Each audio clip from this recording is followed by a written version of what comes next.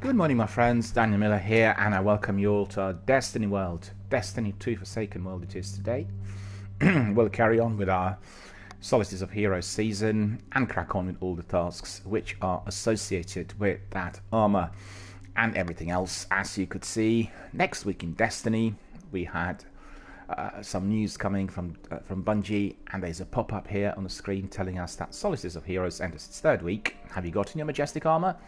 The answer is negative. I'm still working on the very basic one. Join Devlin for a cup of tea when the EDZ becomes a flashpoint.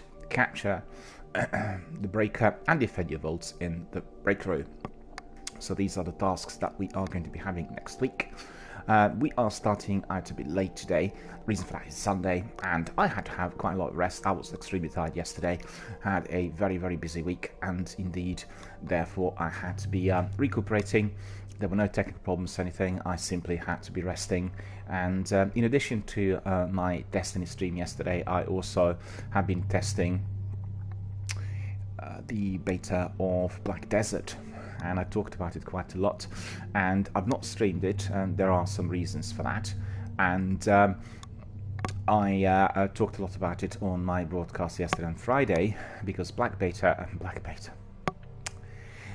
Desert beta is coming to PlayStation 4 in a couple of weeks, and as you know, Black Desert is a very, very popular RPG, and millions of people have been playing it worldwide on the PC, and it's coming to consoles. Therefore, they are testing this beta first of all, and we are the testers basically. And this beta is actually run as an open one. You do not have to have any subscriptions. You can simply download it and then play it.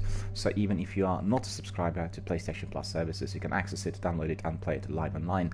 And do so, and provide them with some feedback, because they are obviously doing some final tests on the game. And I've got to say that generally it worked very well. There weren't any major glitches in there that I would have spotted. The only trouble was with customization. I customized my character, and then once I started the game, it came up as one of those on default. And I did notice that there were lots of people out there looking exactly the same, which means that there must be a glitch in there in customization. But that's really completely irrelevant. It's just purely cosmetic, and you know, it's the kind of outfit that you're wearing. And as you progress in the game, you're increasing the powers, and you're collecting all sorts of subclass strengths, and it's very similar to all the other big, massive RPGs such as Neverwinter and Elder Scrolls. So, you know, anyone familiar with those would love it. And also, I have to say, the graphics and the gameplay is absolutely mouth-watering. It's beautiful, it's immersive, it's smooth, and very simple. You know, there aren't any tricky control stroke commands on your controller, and therefore you can be doing your character as you please and progress from one place to another rapidly. What I particularly like, it does have auto run, so you can just be leaving it on auto run to go to a certain area and then basically navigate accordingly, and that makes it much easier on your fingers, you know, because otherwise you have to be increasing, accelerating and all that. And gives you this option. You can do it manually or indeed leave it on autopilot, and I think autopilot works very, very well for me. So I've been enjoying it. Didn't play it really for too long, just explored some of the basic areas, and also went to quite a large selection of quests, I have to admit. It did appear that initially the quests were folding rather rapidly, and it looked like this was a bit of a mini tutorial. So you were, at the end of the day, it's beta, so you know, we are getting a very good grip on what the game is likely to be like. And I'm quite certain that the actual game is going to be significantly different to what we experienced so far. And I have to say, the quality of graphics is second to none. It really is astonishing. It's 4K quality graphics, and everything looks and feels so beautiful, plus this beautiful immersive sound. A wonderful, wonderful RPG. So for everyone who's watching, just make sure that indeed you are downloading that wonderful RPG beta. It's open beta, accessible basically to everyone who is in possession of their PlayStation 4. You don't need any subscriptions, you don't even have to have PlayStation Plus, so you can just simply dive in and crack on and enjoy it in full. And play it as much as you can, because it will end on Tuesday at some time during the day. I think it's 6 p.m. So there is still a chance for you to do it today, tomorrow, and on Tuesday. Enjoy it. Raised and bought on the game. I will be buying it, and I will be playing it as well. The trouble I have is I don't have many enough hours in the day to be doing all the streams. And then, as you know, the channel is dedicated to the Destiny universe, and Destiny 2 is evolving with lots of tasks. So unfortunately, just like I said the other day on my broadcast, my ability to play quite a variety of different games has been severely restricted in the last 12 months, and this is of a grave concern to me, because we have many wonderful games presented to us. Some of them are brand new, the other ones are obviously part of the franchise, and lots of independent games. It's very hard to catch up with everything. I'm using PlayStation Now and Xbox Game Pass in order just to skim through some of the games to get a very, very good introduction to what they're like. You know, you start with a few missions, you have a look at it, and you get the flavour of the actual game, which is obviously the very best, much better than demos or anything else. It does cost. You have to pay the monthly subscription fees, but I recommend that to everyone, and you can simply indulge and enjoy and find out for yourself what the games are like. Obviously, when you play it for a little while, let's say a few hours just to try it, you are going to be able to come back to it later, but you get a good flavour of what the game's like. You know, you are obviously getting your first-hand report on whether you like it or not, whether you are engaging, whether the game is immersive, whether it's boring, whether it's funny, full of action, high-paced, high-octane, a lot of adrenaline, or whether it's just a very placid adventure game that you can play for hours, days and months. And I most highly recommend it to everyone, because obviously you are paying your monthly subscription, but guess what?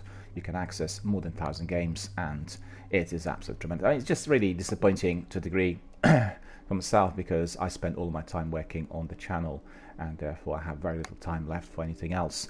But maybe in due course, as the channel grows, we'll come up with some other structure. I just also feel that if you are doing your streams, you're not doing justice if you're doing it just for a couple of hours here and there, because you lose continuity, and also your audiences do prefer to be immersed for at least 3 to 4 hours if they are your regulars, and many people like to join at the same time and cheer and support all the participants.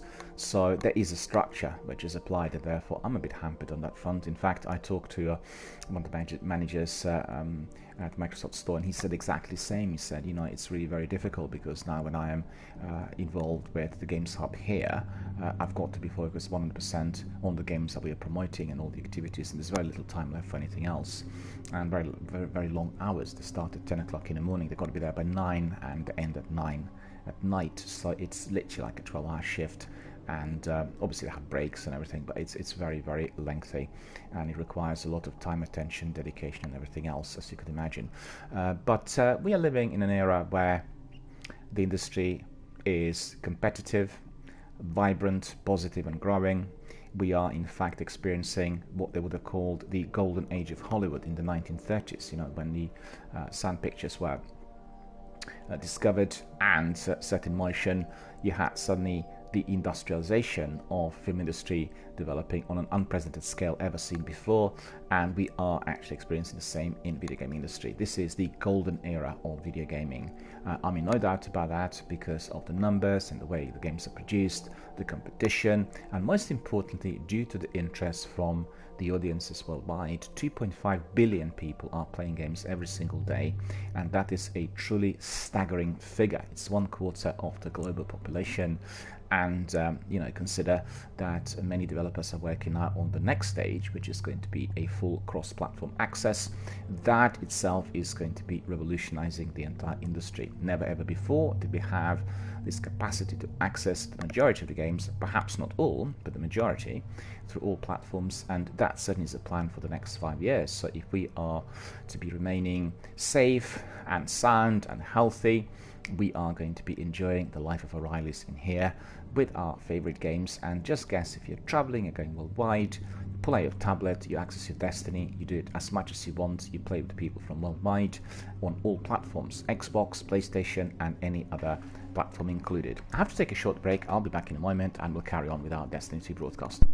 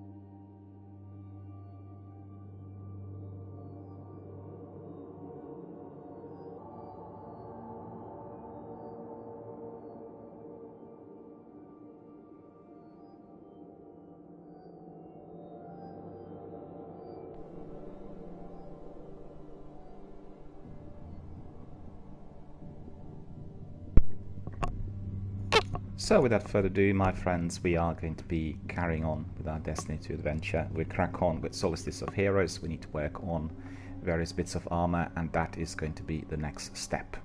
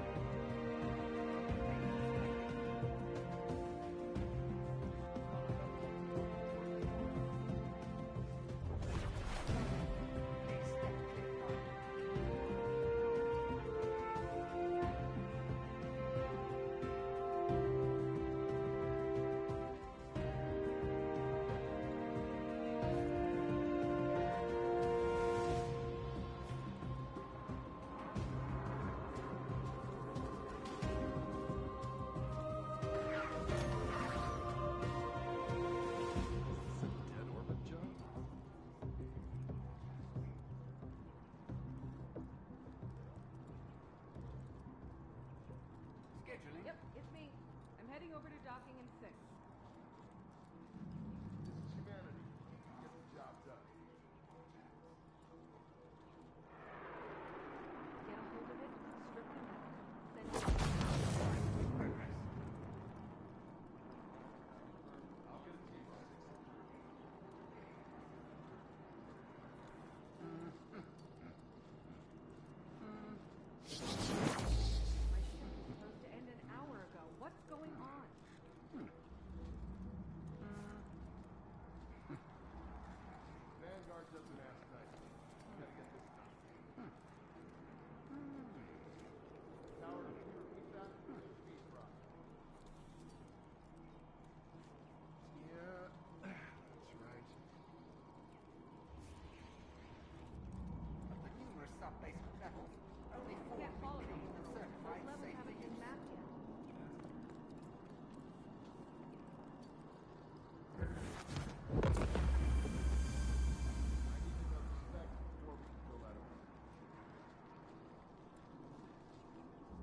task